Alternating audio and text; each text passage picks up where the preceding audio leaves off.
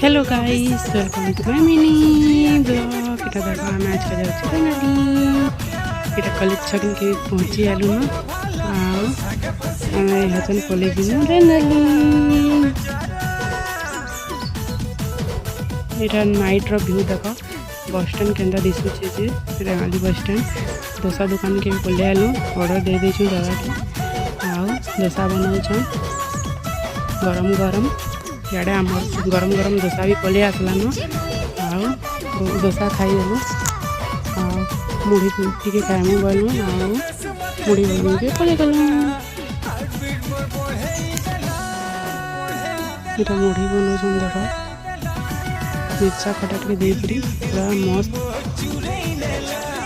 मुढ़ी भी पलि आला मुढ़ी मुड़ा खाईदेलु। घर के रिटर्न हो।